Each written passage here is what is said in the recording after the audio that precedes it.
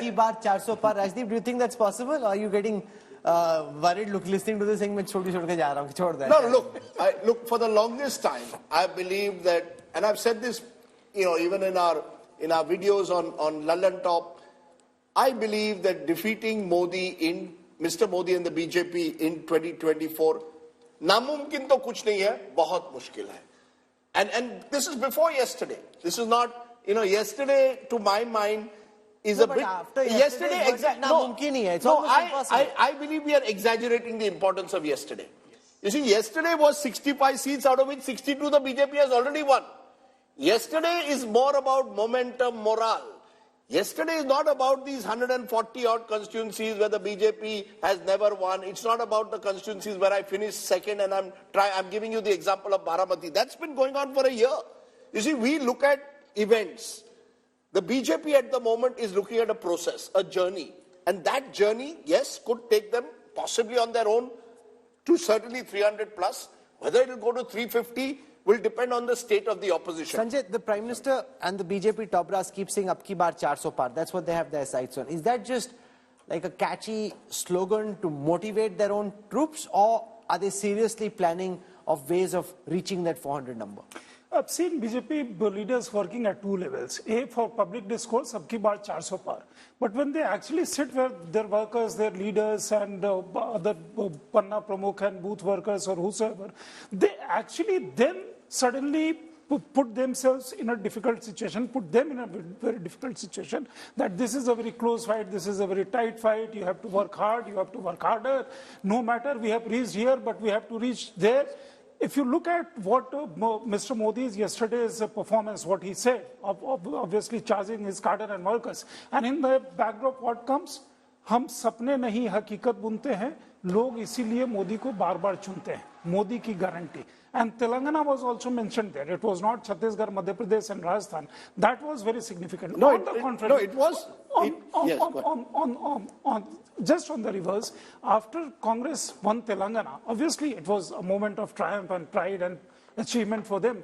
But the leaders started saying this is a big, big moment. Of course, that was a big moment that we decimated a regional party. Yes. Now here is India Alliance, where you are actually collaborating and trying to add more and more of regional allies. And when you send out this message, by evening you got rebuttal from JDU, from RJD, from Trinamool Congress and from others. So that you have to kind of, the two different sets of thinking. I take your point. Very interestingly, and a member of parliament who's watching our program is saying, you're looking like, you should be also looking at the possibility of Mr. Modi going for the kill by moving in for an early election. Now, I don't know what an early election really means. That you're in Mr. Modi never gives up a single week, I believe. I had an opportunity very recently to ask one of the top BJP leaders about the prospects of early election.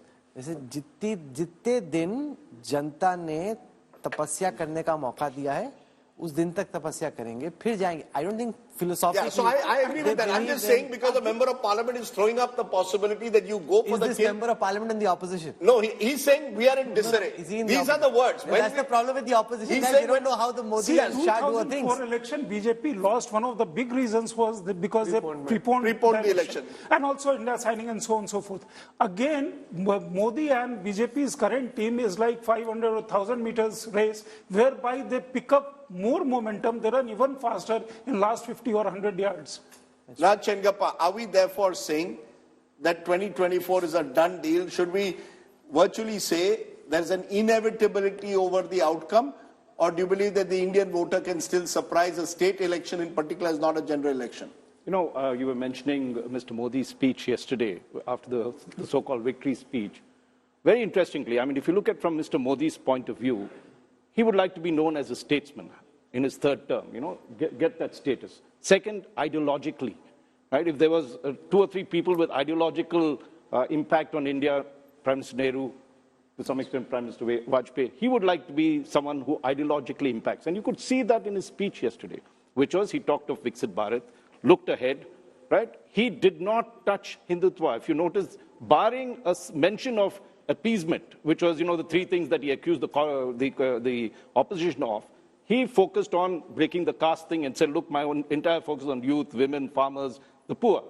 and he spelled out a vision for India. That was very interesting, that he was almost like a statesman when he was there. If you analyze the speech very carefully, it was prepared.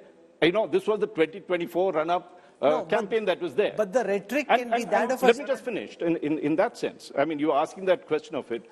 There is no doubt he's in pole position, and, with these 3 wins, he said this wind will echo across the world, it will echo across the country. You talked of chemistry. I think he has a narrative. What the opposition doesn't have is, apart from unity and all these things, is a narrative. They have opportunities, like I mentioned earlier.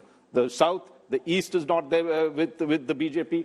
And let us also look at the economy, which at the ultimate point right now, it looks great. The stock markets are booming. But as we've seen, if people are rushing for freebies, there's a K-shaped growth likely to be there. Those freebies, I mean, if all of them you're giving, even including the BJP is forced to give it, there's something that they have to do for that segment of people if they have to keep the vote. So 6 months is still a long time. Prime Minister Modi, Rajdeep, can have the rhetoric of a statesman, he can have the tactics of a street fighter, and he can go high and low in the same persona, Absolutely. Which is where, people can be very idealistic. So he can be idealistic when he wants to be, and then he can make the tactical adjustments, compromises, swallow ego, pedal back when required. That makes him a formidable combination, because he's not getting stuck on his ego.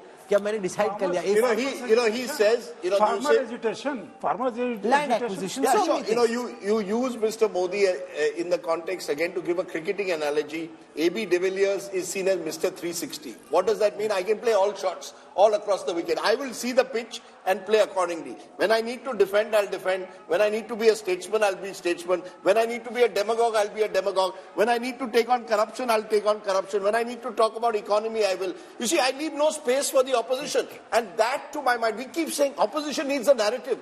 You see, it's not so easy, when I think about it from the opposition perspective, not so easy unless you can actually consistently project a clear messaging, which at the moment it doesn't. On a flip side, some of they have seized the narrative, they are directing the narrative. Well, some we'll leave it there. Some of the analogies that we've drawn from cricket over the past 48 hours have been from, you mentioned South Africa or Australia, in the manner the Australian team beat the Indian team in the World Cup final. So one very senior BCCI official, who I shan't name, called yesterday. He was listening in, and he said, "Yaar, ये बड़ी problem हो रही है. अगर मैं World Cup final निकाल देता ना, सब Indian team की बात करें. The Modi team is playing like the Indian team. That's what they wanted. That would have been the epic finale at the Modi Stadium. That's what they were hoping for. And all these analogies that we are drawing about, BJP is playing like Australia, I was cheesing them off quite a bit. But look what he did there. India lost. He went to the dressing room. So he tried to say, that I'm there with you in victory and defeat. He is, as I keep saying, and we discussed this in the morning, a politician who's been around, some forget, for almost 50 years now in public life. And when you've done that, well, you've gone through various experiences.